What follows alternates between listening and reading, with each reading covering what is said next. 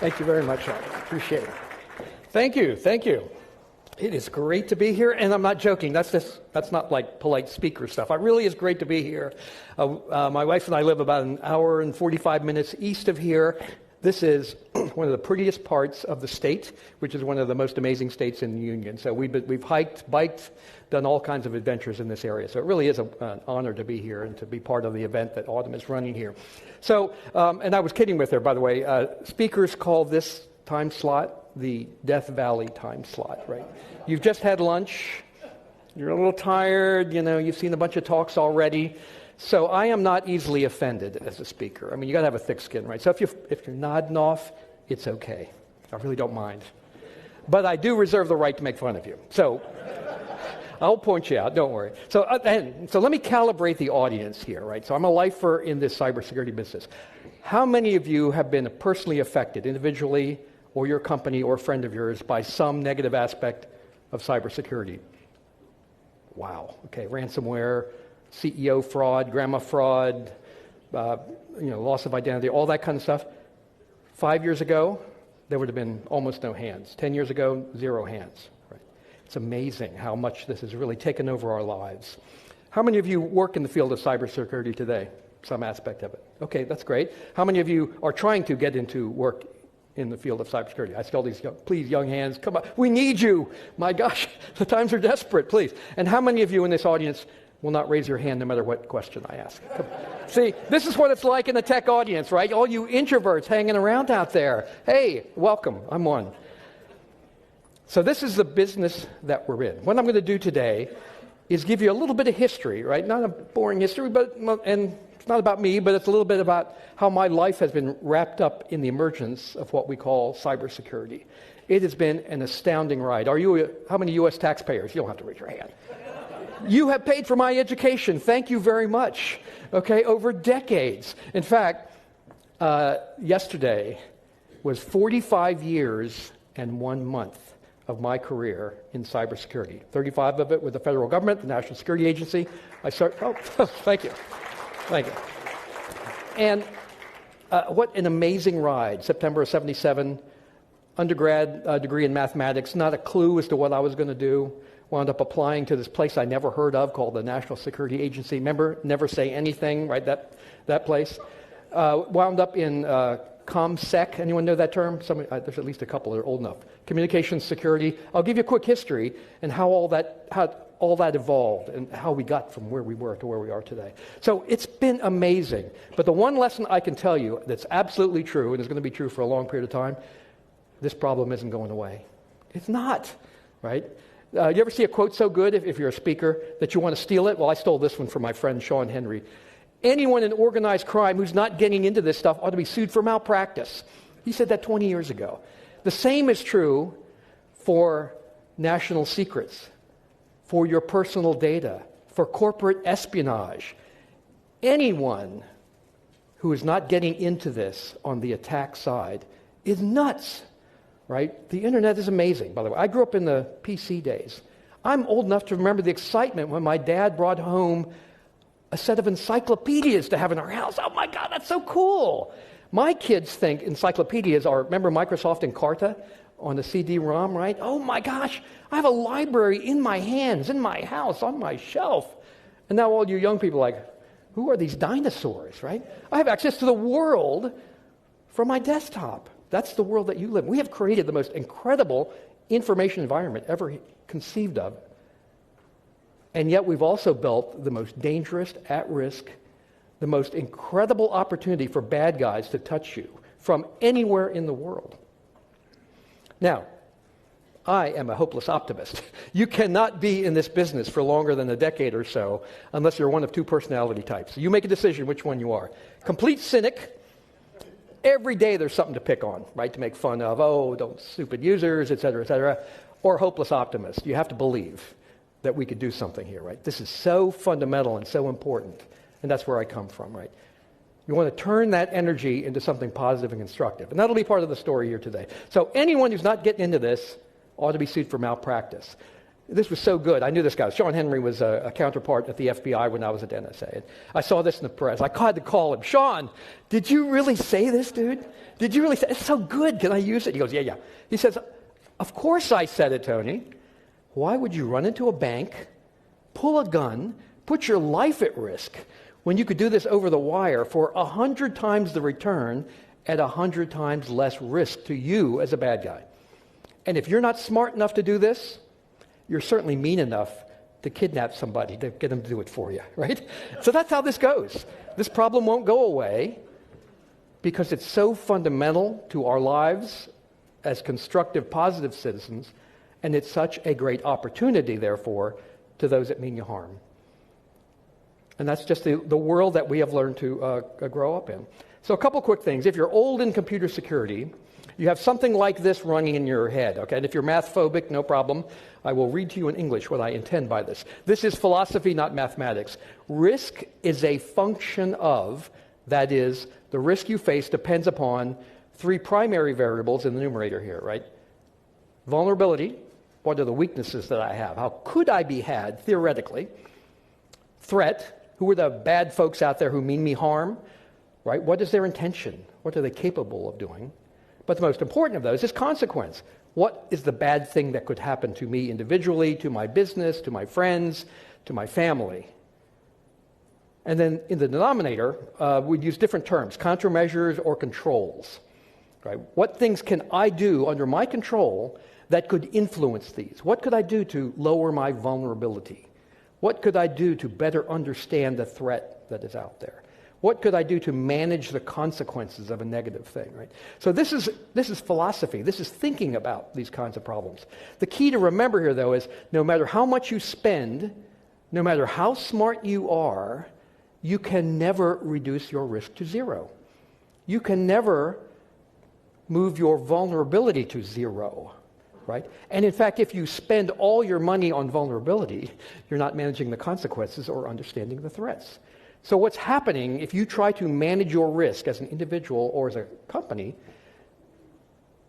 you are performing economic risk analysis, right? You're juggling several variables here and trying to decide where's my next dollar best spent to help me. So you can't drive any of these to zero. Some things are under your control and some things are not. But in any case, you should have some variation of this, right? Not necessarily the mathematician's version. But this is the nature of our business. So we have to think of this as a complicated sort of integration problem. So this, in one page, I won't go through all this, this is what a cyber career looked like, at least in my generation. I started in the lower left, right, in communications security. I was a communications security intern. And at that time of history, all of security was about confidentiality. One of the speakers spoke earlier about that. But that is, how do I hide information, either where it's in rest or when it's in motion?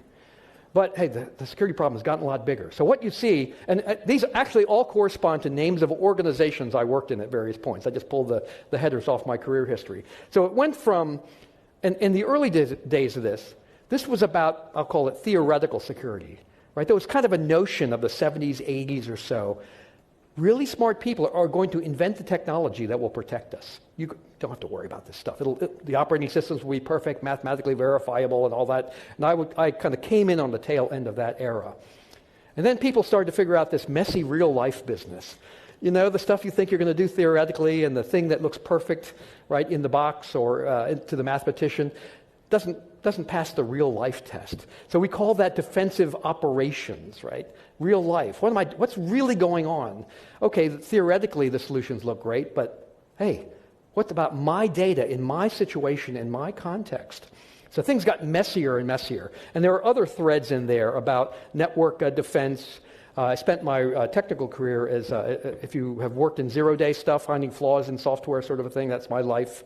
I spent my whole career thinking about these kinds of problems, right? I was first or second vulnerability analyst of software for defense at the National Security Agency, completely by accident. There was no career field. It's like, can someone speak software? Go look at this stuff and see if you can find problems with it. And that's how casual it was in those days.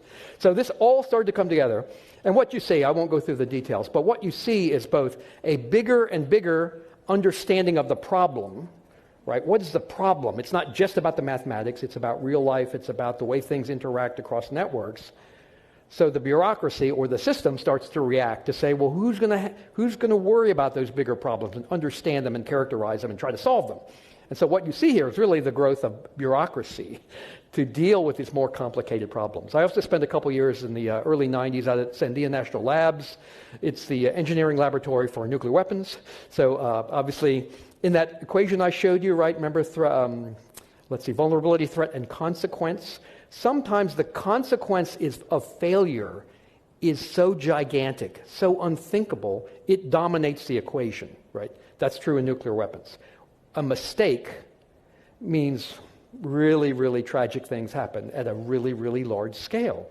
So as a nation, we have spent astronomical amounts of money to deal with the consequence part of that, to understand the vulnerability, to understand the threat, and so forth. Right? So again, you're always thinking about these kinds of things. And I used to joke, by the time I retired, if I'd have just stayed a little bit longer, I could have been in charge of up in the upper right, cosmic security or something like that. Right? So the problem gets bigger and bigger. We understand better how to go after it, but we also, as a community, have to react as a system. How are we going to understand this problem? What are we going to do about it? Who's going to solve it? How will that all come together? And we'll talk about that in just a bit. So over my career now, again, since the mid-late 70s, these are what I call the big seismic shifts, the things that have really moved in a really dramatically different way. Okay, so I mentioned several of them. From this really, now in hindsight, right, narrow focus on communication security, encryption, confidentiality, to this all-purpose, all-encompassing cyber thing, right?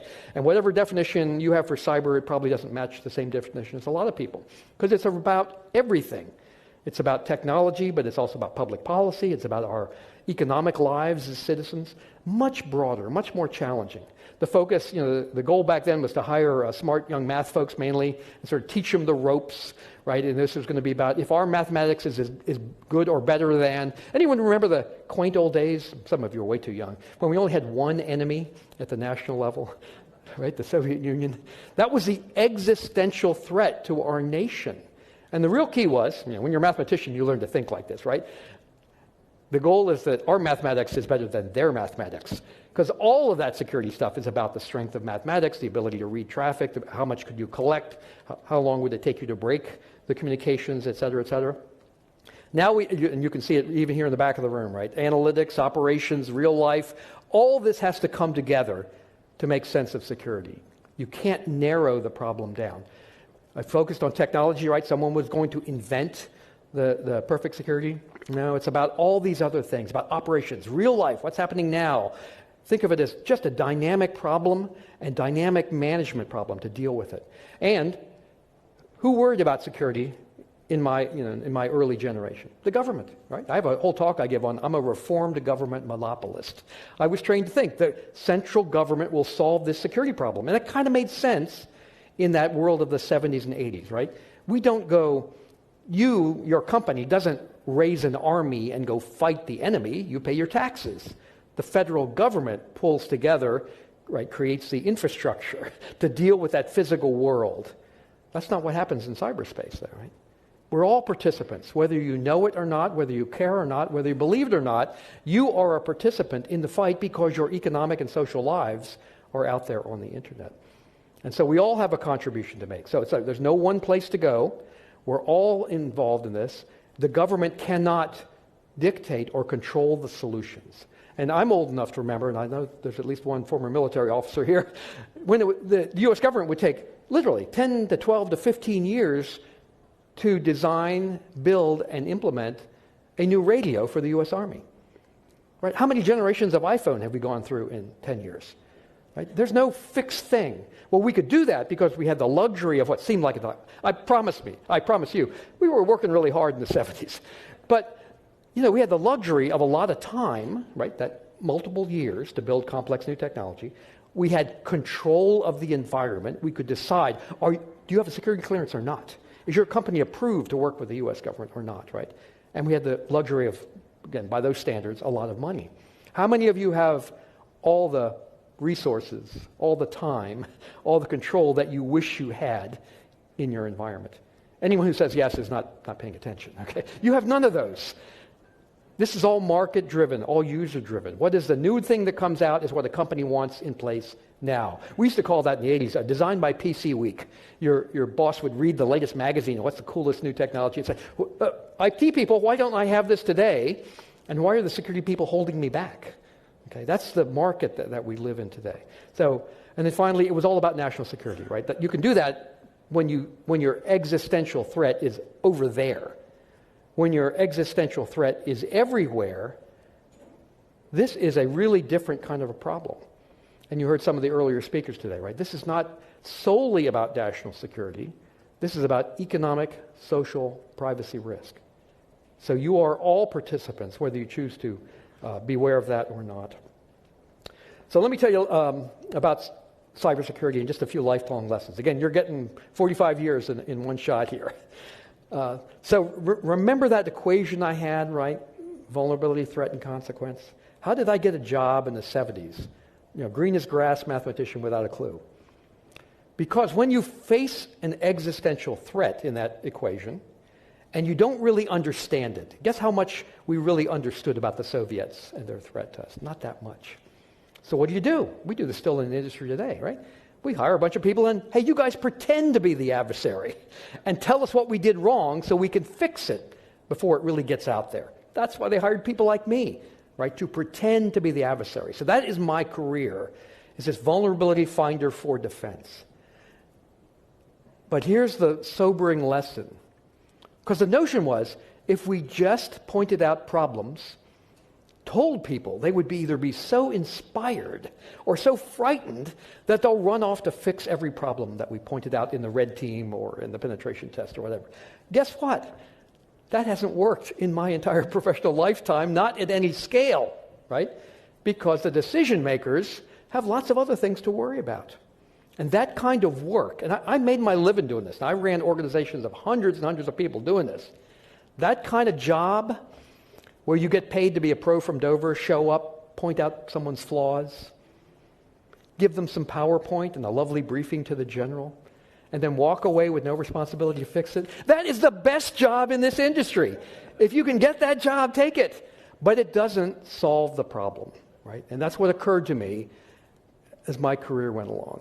We're pointing out problems, but people are consumed by lots of other issues. It's not enough to scare. It's not enough to inspire. We need a different way of thinking about this problem. And in cyberspace, I grew up in this world. Right? Hey, we're all special snowflakes. We learned this in kindergarten or wherever you learn. You're all special snowflakes. And, your risk appetite of your management couldn't, it's really different. Your dependencies are different. Your business model is different, blah, blah, blah. You couldn't possibly do what everyone else is doing because you're special. That is nonsense.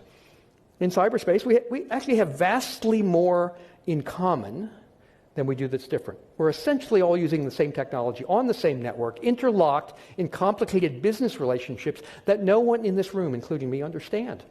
Right? So bad things can happen anywhere that could affect you. So if that's the situation, we have more in common, then we need to act as though we have those things in common, right? A shared problem is a bad thing. We all have this problem. But it's also an opportunity to do good for shared solutions, right? To find out what we have in common and put it into place. Another big myth of my career, the lesson learned, is the bad guy doesn't do magic. And I'm telling you this, and I say this with great humility and thanks to the U.S. taxpayer.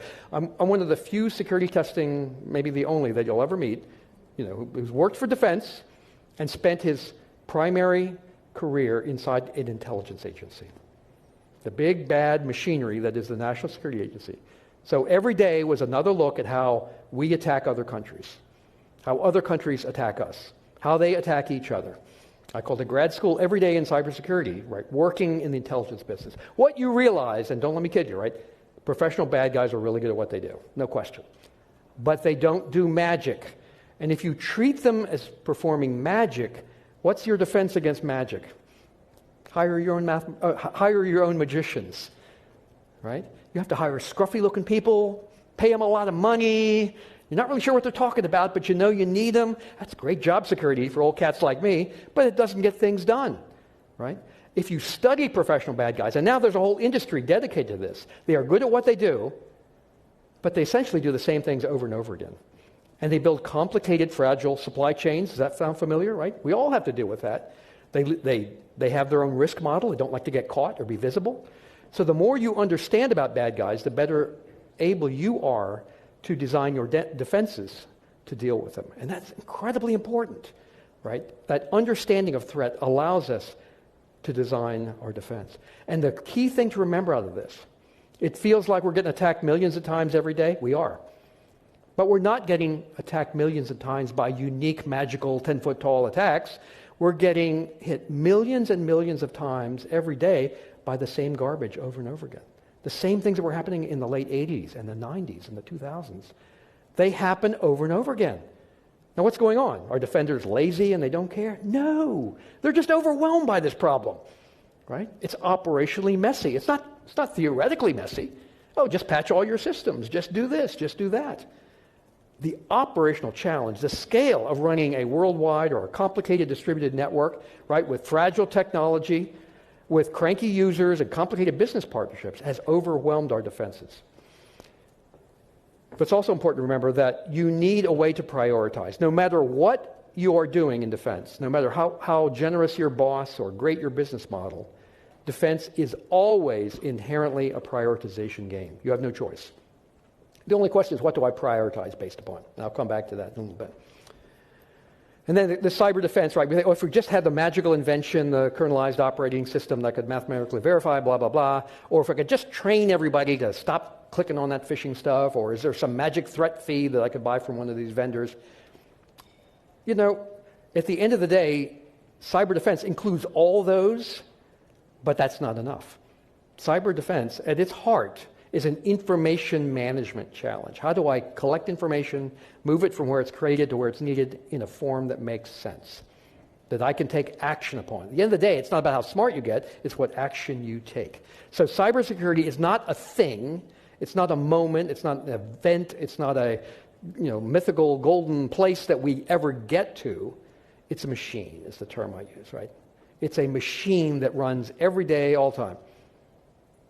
And the metaphor I use is, all right, I like cheesy old science fiction movies. I'm confessing to you guys. Independence Day, remember Independence Day, right? Will Smith, alien, mothership, captured the scout craft, reverse engineered, brilliant people, reverse engineered, developed the virus. Hero, they fly up to the mothership, deliver the virus to the aliens, escape just in time, right? Remember the cigar, boom goes the mothership, hooray for the good guys, come back in a parade, celebrate.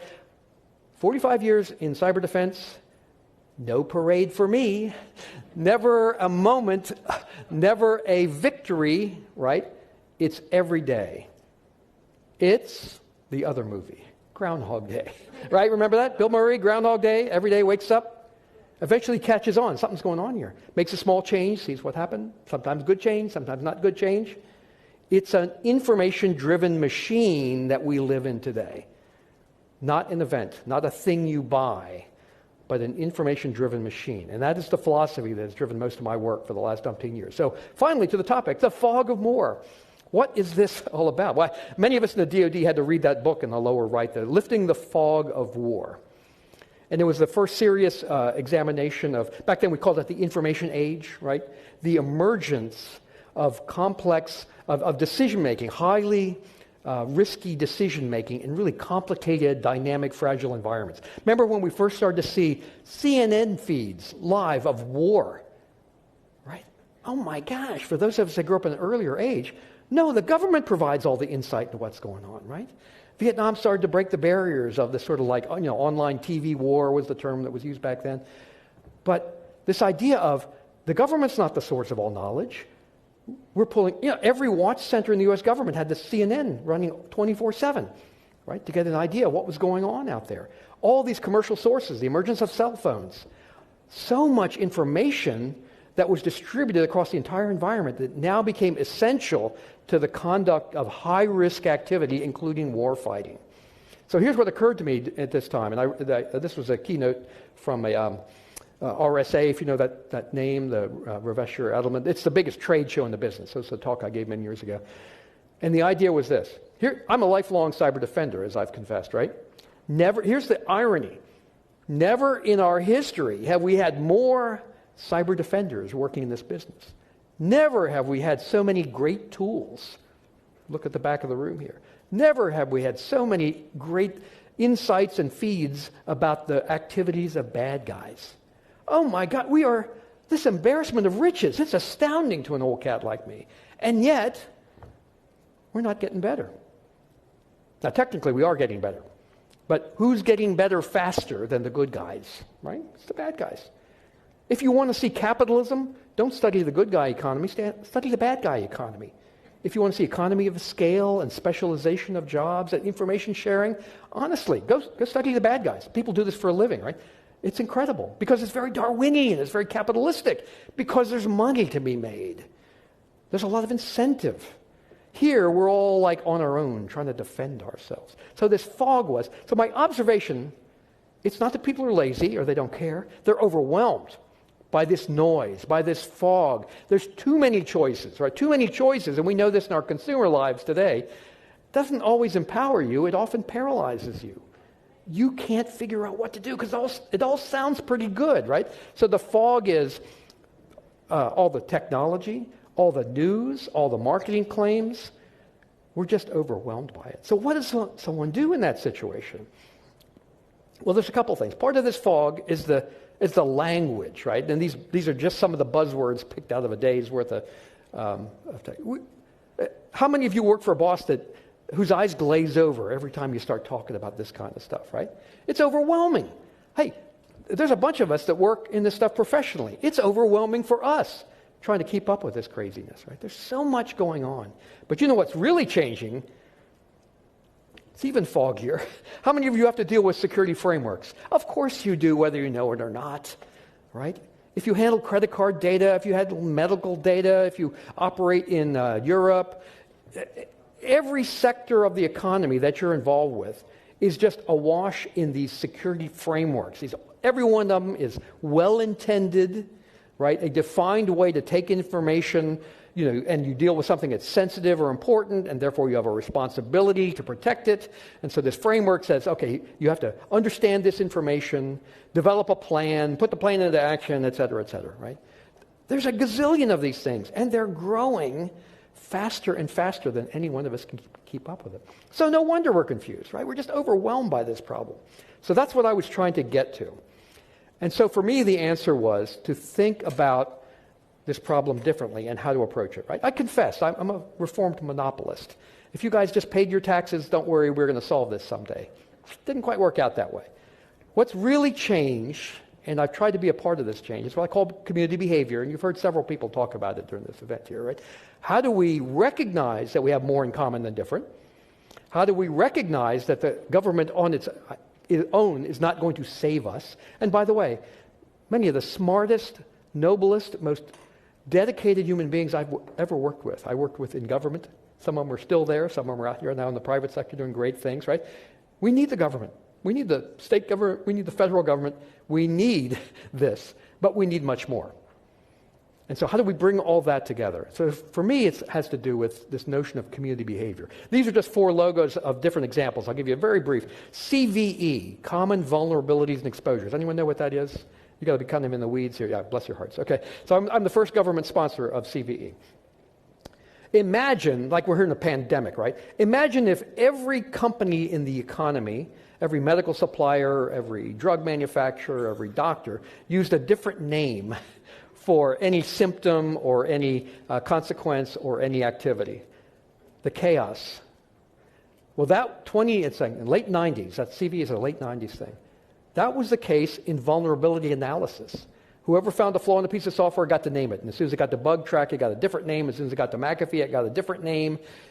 It was nuts, right? There was no notion of standard naming and so forth. CVE, led by the MITRE Corporation, and I was one of the sponsors there, and it was their idea, was to say, look, we're all dealing with this stuff at some level. Let's give it a standard name, a standard number, a text descriptor, et cetera, et cetera. That is now so deeply embedded in the ecosystem, it'll never go away, right? But it was just this idea, so simple, and yet it's the thing that prevented us from sharing information or being able to say, how can I compare tool A against tool B when they each name and number differently? Right? That's the actual origin of this. Someone saw a problem and realized, and this is really important, if I have this problem, everybody else has this problem too. Maybe we should solve it together. Right? That was the origin of CVE. In the lower right, the HoneyNet project. Anyone know what a HoneyNet is? Right? Bad guys are scanning every moment of every day across the entire ecosystem. There was a couple of crazy, and often takes a crazy person to start this, people who pulled together lots of folks who recognized the same problem to develop the technology, the approaches, the reporting, and so forth that could be shared worldwide so that everyone could understand what's happening at this very large scale. And this goes on to this day. There's books written. I helped fund some of it, and many of my folks at NSA were participants in the HoneyNet project. Lower left there, the Internet Storm Center. Anyone familiar with the Storm Center? Okay, I can tell where the geeks are. They're hiding in the corners here. The Storm Center was based upon a simple notion. Again, we're all trying to defend ourselves. Everyone notice on the nightly weather report, right? The whole thing about, so-and-so elementary school has reported 0.1 of an inch of rain and blah, blah, blah. That was the model. Hey, I got gazillions of these networks out there. They're all seeing something, and often something different. And if I could just convince them to work together to take what they see, anonymize it, share it for the common good, I could in effect build a weather pattern of this activity across the globe. And a well-meaning company funded the start of that, but it was really, the initial tranche was 3,000 volunteer organizations who all chose to put their information into one place to get greater value back. And I have photos of actually President Bush with the screenshot of Internet Storm Center behind him in one of the big watch centers in the U.S. government. And then the upper right there, the IA newsletter, I led the campaign in about 2001 or 2 to get everyone who produced security benchmark guidance. Tina spoke earlier today about security benchmarks. DISA STIG, if that rings a bell, a NIST checklist. How do I configure a Windows desktop, a mail server, a web server? Why does every enterprise on earth do that by themselves? Well, of course they don't. In fact, they don't need to. Why don't we do it as a group? And that was the notion of a consensus security guide, a big campaign that was, again, sort of early 2000s kind of activity. So these are all examples of volunteerism, right? Community behavior. This idea of recognizing, if I have a problem, lots of other folks do. Maybe I don't have to solve this by myself. My tagline is this: this business has been around long enough. It's hard to have a unique problem or an original thought. All right, that's the virtue of age. If you recognize that and accept it, then the first thing you need to do when you try to solve any part of this challenge is go look around. Because someone you know, or someone you can get to, or someone has thought about it, created content, and has made it available. And guess what? All the examples I pointed to are free. The output, including from my company, is all free. This is astounding. But imagine if you, the taxpayer, had to pay for the kinds of things that I described. Right? Some of it did involve some government sponsorship, so don't let me kid you. But you can't afford to pay for the solution that allows you to operate safely because you're so interconnected. These really are problems of the common, and we have to act that way. This is the one that I've spent a lot of time on over the last 10 years, so what's called the CIS Critical Security Controls. Any takers on this? Anyone recognize these? Oh, gosh, okay, my heart warms. Thank you very much. This started as a 2-page letter. I called 5 of my friends in the room. None of my friends are ordinary, just to let you know. Smart as heck, right? Professional attacker for the U.S. government, professional defenders, technologists. And here's what I said. People are overwhelmed, right? That was my message. People are overwhelmed. What's the smallest number of things that you think all of your friends should do to defend themselves? And please don't do what security people do. Try to solve world hunger in one meeting, right? Ever dealt with a security consultant? Nothing personal, friends out there. Oh, if you've got 50 security problems, I can give you 5 more. Oh, if you've got 25 things you're going to do to defend yourself, I'll give you 5 more, right? People like me are professionally trained to keep adding onto your workload. But you're going to have to prioritize, remember, right? You have no choice. You have to prioritize. I can dream up scenarios all day long to attack your system. You can't afford all those things to defend against. And good news, you don't need to, right? 80% of it's the same as everybody else. So the goal here is, how do I bring this together? So this 2-page letter, and I would love to tell you I'm not this great visionary. I saw where this was going. I had not a clue. It was a 2-page letter that went to a bunch of friends. If you don't know where to begin, based on our experience, and these are really experienced people, start here. and a company called the SANS Institute. If you see that, anyone take a SANS course, right? The biggest teacher of cybersecurity. The CSIS is a downtown think tank. They took a 2-page letter and they turned it into a worldwide thing. I retire, take the thing back over, because I needed something to do in retirement. Just ask my wife. And it has become a thing, literally, a worldwide. Most of the downloads of this stuff that we give away at no charge are outside the U.S., by the way. Right? There's something inherently international about all this, something that touches us all in common. And we've built a nonprofit around these kinds of ideas, and there's several nonprofits that are operating in this space also. I'm doing one more thing here. I keep thinking this is going to be the last year of my career. But, hey, what the heck? There's another notion in the spirit of community behavior that I'd like to share with you, right? Because now, I retired 10 years ago, 35 years federal service at the National Security Agency, an amazing career, again, thank you taxpayers. And then I spent essentially the rest of my time in a nonprofit, the Center for Internet Security, an amazing nonprofit, small but mighty, doing all kinds of great things. And at some point, I gave a talk on this at the RSA conference last year. Guess what? The nonprofits actually control most of our ecosystem now. It's incredible the resources that we have across nonprofit space. They don't all work for each other, obviously, right? They're all independent. But it's an astounding resource for all of us. It's already under the hood of many of the things that you do, whether you realize or not. Our work, but some of the heavyweights in the industry are on this list. The Cloud Security Alliance. Hey, Consumer Reports, the people that do their IoT testing. FIRST, the Forum of Incident Response Security Teams. I forget what the... OWASP, SafeCode. You know, these are heavyweights. But there's also tiny ones in here. All the Cybersecurity Awareness Month, right? The Stop, Think, and Connect, all that stuff. These are heavyweights in the nonprofit cyberspace here. And some tiny ones, some friends of ours here. Sightline Security is a nonprofit that does security assessment and remediation for nonprofits, for community service organizations, for food pantries, for shelters, and that kind of stuff, right? Guess how many resources small nonprofits have to deal with this problem? None. None. In fact, most of our economy that we depend upon, I'm sure many of you too, most of our economy, as defined by the Small Business Administration, et cetera, cannot, and this is an opinion, cannot defend itself in this environment. Period. They'll never hire a security professional. Never buy a $100,000 tool. Period. All right? So the way we have traditionally tried to solve this does not apply to most of our economy. Something's wrong with national strategy, right? Because guess what? My doctor is a one-man practice. Our dentist was 2 dentists and 3 chairs, I think. You know, our lawyer is a one-man practice. We are dependent as individuals, my family, upon the security of individual service providers. That doctor, I'm hoping he's reading medical research journals at night, not cybersecurity stuff, all right? He doesn't help me with my issues by trying to study what I know. It's my job to help him.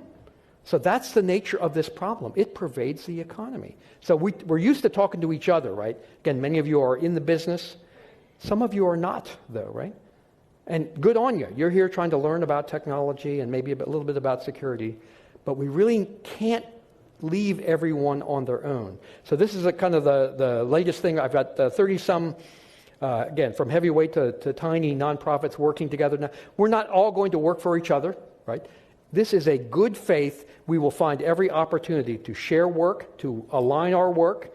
And a lot of this is about saving you confusion. I don't want you to spend your days going through a list of 100 nonprofits trying to figure out who can help me, right?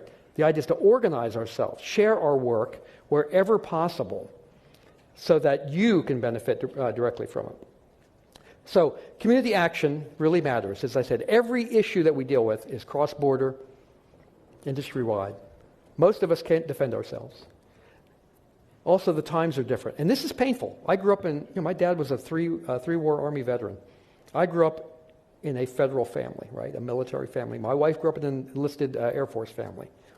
Public service was what we were going to do. The federal government, this is not a great time for sort of broad social trust of centralized governments in the U.S. and elsewhere. This is just the times that we're in. And then, as I explained to you, the nature of the problem means this is not let the federal government solve it for us kind of problem. We need them, but we need lots of other things here.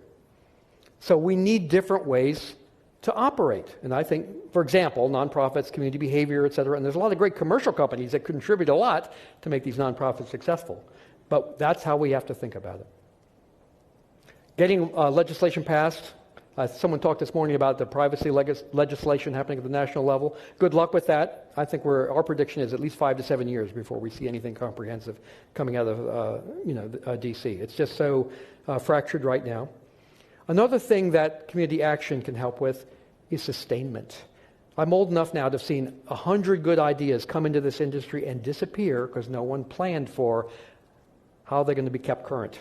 How will they be sustained? And government, again, this is painful to say, government is great to get really excited about a project or a problem, put a big bag of your taxpayer money out there that lasts for a year or two, and it's like, goodbye, good luck with that. People forget, right? Well, who's going to carry it on? Who's going to keep investing? Who's going to improve the technology, keep it current? It's going to be up to the economy to make that happen. So we have to find ways to make that work. The other thing about nonprofits, I've told this and I have a number of friends who are now the senior people in the U.S. government in cybersecurity. I said, stop trying to recreate things, right? Set up yet another government, august government group to study this. Go figure out where people have already agreed to work together. Jump in the parade. There's plenty of room, right? Again, there's a sort of a government mindset. I grew up with this. It's the government's job to convene everyone. We're the great convener, pull everybody in the room. Guess what? Lots of us have already agreed to work together. You're welcome. Come join us, but you're not in charge. You're welcome to bring what you bring, but we are moving as a community, right? And communities are challenging to manage. Don't let me kid you. It's herding cats, and good luck if you've ever tried to herd cats.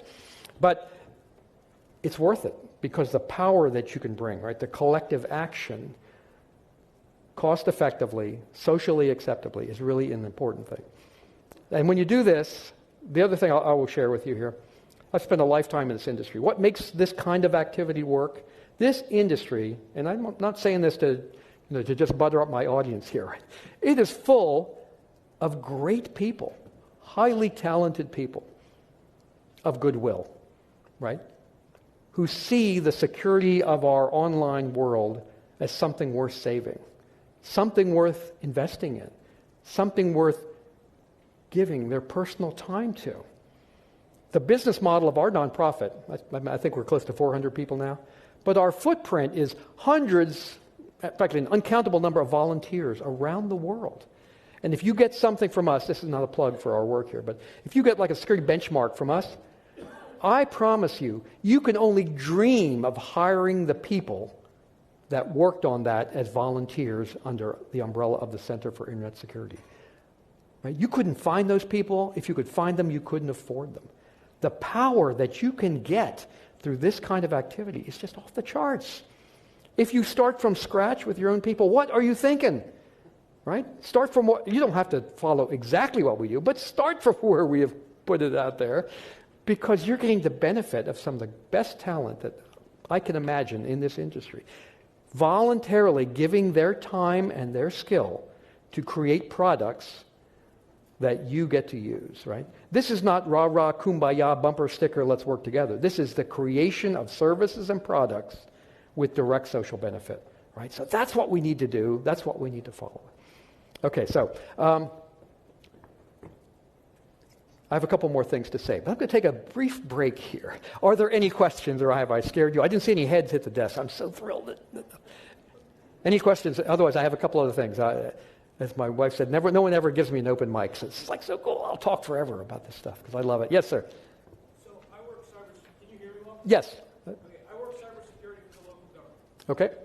I came from the private industry where owners care about their company and their security because it's their own investment. When I transitioned into local government, we had a hard time increasing our security measures because nobody has a stake in it. Right.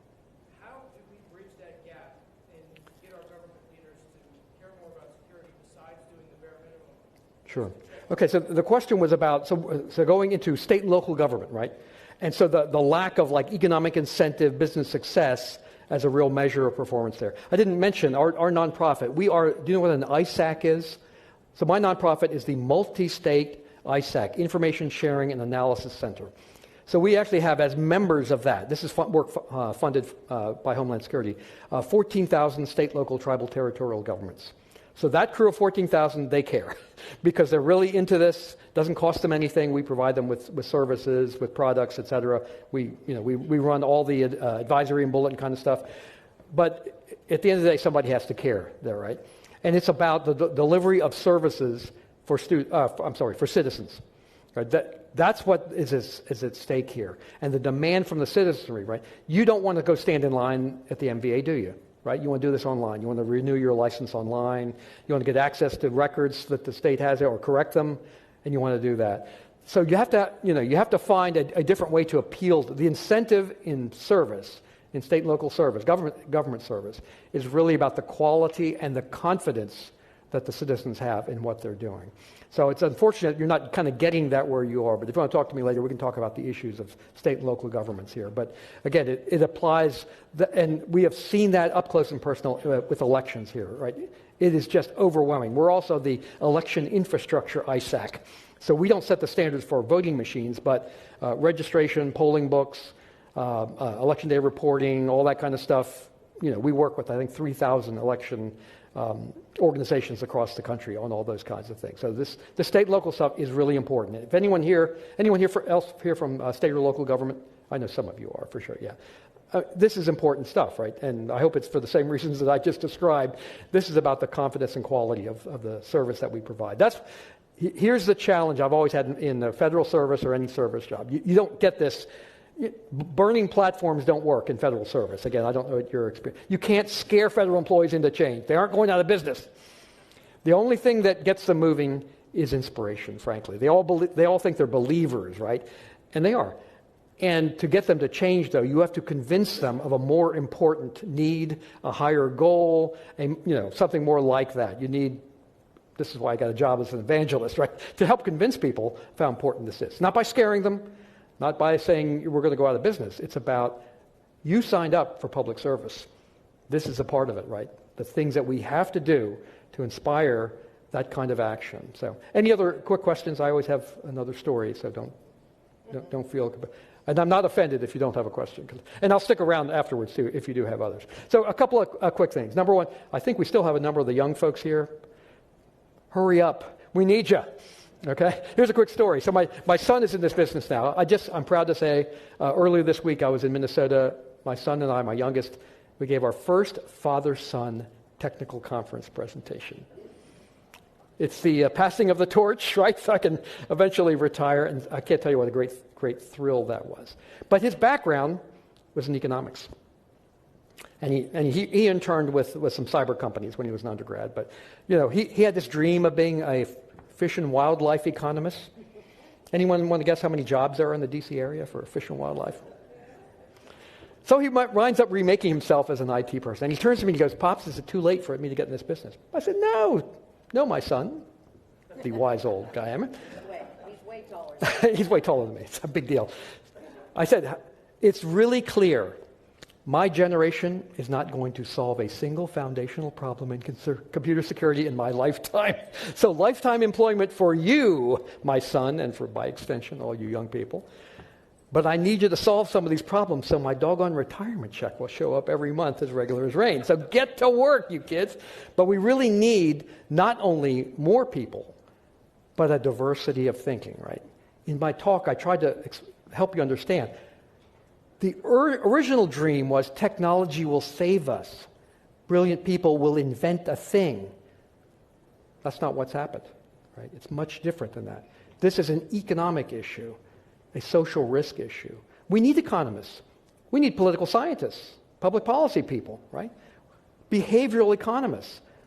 Why don't people patch and fix the things? Hey, you know that people are attacking through these kinds of problems. Why don't you fix them? Right? We've made you a list. Guess what? We all know we should eat better and exercise more too, and we don't do that either. Not, in the aggregate. So this is more than technology. This is about behavior as human beings and as institutions. So that's That's another thing we have to keep in mind. Let me offer just a couple of things here before I leave the stage. And again, if you have specific questions, I'll address them later. Just a couple of trends things. I won't go through all these, but I want to mention a couple that I think might be here. This idea of threat intelligence, right, was a threat intelligence, understanding of attackers and so forth, was a government monopoly back in the day. This is now a commodity, right? You don't need a lot of, you don't need to build an intelligence community system to understand bad guys. Just go read the Verizon Data Breach Report, Palo Alto, CrowdStrike. There's tons of stuff out there that's even free to better understand, to the extent that you need to understand it. But remember this. I often, the mantra in D.C. inside the Beltway, right? Share, everyone must share threat intelligence. Share is going to save us. I used to give a talk, I called it the suicide talk inside the D.C. Beltway. Threat sharing is overrated was the title. Share is not the verb that matters. Translate is the verb that matters. Right? Why would you read all these crazy threat reports? Hey, people like me who get paid to do this stuff. You read them because you want to figure out what to do. Right? The key is, how do I translate millions of data points of badness into a small number of positive, constructive things you can do about it? That's what matters. And most companies cannot do that. They don't have the specialized people, access to the information, etc. Bad news. Good news is you don't have to do it by yourself, right? When we put out a benchmark or control, and many of these best practice things from these nonprofits and government, think of them as they represent a translation from all this technobabble and specialized knowledge into positive, constructive things, right? Practices. We do this in public health, by the way, don't we? Right? We say, get your shots, don't cough on people, avoid these kind of locations. The fancy version of that is we've taken complicated laboratory-based science and experiments and translated them into behaviors that can be taught to the population, right? And we build, sort of infrastructure of public health to allow you to do that, right? That's really important. Anyone remember Smokey the Bear, right? Only you can prevent forest fires? Hey, that's like a rah-rah bumper sticker. Yeah, but what are you supposed to do? Only I can prevent, I should do something, right? Well, anyone here was a Boy Scout? There was like an elaborate process for extinguishing your campfire. That's prescriptive, that's step by step. That's the difference between rah-rah, let's do better, and here's what you need to do. Let's translate, let's do this to defend yourself against forest fires, that kind of stuff. So a couple other things I'll make. Here's what's really going to change the world, and I think has already started. It's kind of in the middle. Corporate risk decision making. As I said, this is no longer a technology issue. This is about how business leaders and individuals make decisions about risk. And the system is coming for you. Every law firm in the country is now in the cyber business. Every insurance company, every auditing firm, every government regulatory agency at every level is now in the cyber business. Most of them don't know what they're going to do in the cyber business, but they know they have to do something. And you see all this chaotic work in insurance and all these things trying to figure out how should they fulfill their mission, right, to protect citizens, and how will they. And it is a bit chaotic right now. But it's exciting because this is the right thing. I know it's painful, right, for technologists to say that. Because it comes at the intersection of technology, individual and corporate behavior, and public policy. What should we encourage? Right? And you can't say only you can prevent forest fires. We need a prescriptive way to define some of these things. So we have a very active arm, for example, this is an example in our nonprofit, to deal with state and local legislators. There's about 5 states right now that offered a voluntary incentivized adoption of cyber best practices based upon our work. It's Ohio, Connecticut, Nevada, and a couple others. So the idea is, rather than try to jam down, top-down mandatory government regulatory action, to say, if you can demonstrate you're doing better things in security as defined by this, and it could be us, could be the NIST cybersecurity framework, then you get a benefit, and the benefit is some kind of safe harbor. You get protected from liability losses in case of a lawsuit. You get a cap on punitive damages, right? That's the model in Connecticut, I think it is. So that's, I think, in there are some glimmers of where this is going. And it's really a pretty useful way to think about this. These are social issues, et cetera, not individual issues. So I just wanted to share that with you. Okay, so my time is running out. I tried to give you kind of a backdrop of what goes on, and give you some ideas about sort of this large-scale community behavior and how these things can happen. And I'm going to finish with one story, Autumn, if you'll give me just a moment to wrap up here. Because guess what? Security people don't always get this right either. I know that's quite a shock to you. Do what we say, don't do what we do. We're a security company. We are paranoid about getting hacked. Why? Our whole reputation. Hey, security's in our name, right? Center for Internet Security. That would be terrible for us. So you wouldn't believe how much money we have spent on security. But it's so hard to get right. How many of you have struggled with this? Just do MFA, multi-factor authentication. Just do that, okay? Wow, okay, that's all I got to do? You know how hard that is to do? It's actually quite operationally challenging. So here's a story I have. I'll close with this. Oh, and gentleman back there with the black hat on. Anyone know what black hat is?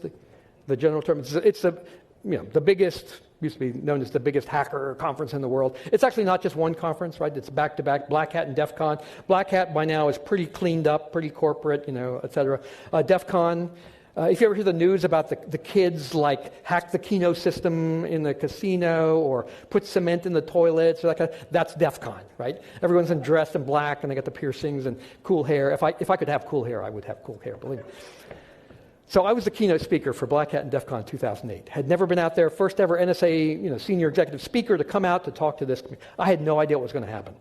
Is it going to be, whatever you think of NSA? Was it going to be villagers with torches and pitchforks, or people really interested? So I don't know what I'm going to do, but hey, I'm going to go out a day earlier. It's Caesar's Palace, right? The casino. So I go there, and so if you were in Caesar's Palace, right?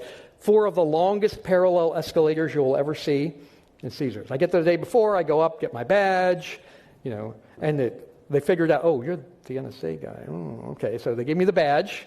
I'm a day early. I thought, well, I'm going to go outside. It's only 107 degrees outside in Vegas in August.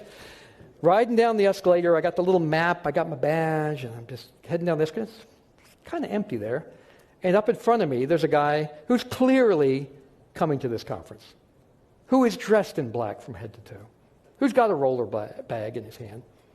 And I'm just looking at my map, thinking, where am I going to go take a walk? And I kind of glance up, and I see his hand kind of wave like that. That was awkward looking. What was that? I look again, his hand goes up again like that. And then I look again, and this person who's on the escalator, maybe 5, 7 steps in front of me, starts leaning forward. Oh my gosh. Boom! He hits the escalator like a log. Flips head over heels on the escalator. Lands on the bottom, right on the there's an aluminum landing sitting at the bottom. Oh my gosh. I run down the steps. I'm on my knees with this guy. Blood is coming out of the back of his head. This is the real deal. You can go find it in the press somewhere. I put my hand under there, and I look up the escalator. It's a really long escalator. I don't see a soul. What happened? And then I realize, because you know where this is going, right? He's having a seizure. And he's starting to drool, he's starting to choke. I turn his head, and I'm looking around, and I don't see a soul. What am I going to do? And a lady in a suit comes running up. She's a casino security. What's going on? I think this guy's having a seizure. She goes, hang in there. I'll go get help. She dashes off. I look up again. There's 3 people standing next to me, and they're looking down, watching me. What's going on? I think this guy's having a seizure. Wow. I said, do you guys know what to do? I don't know what to do.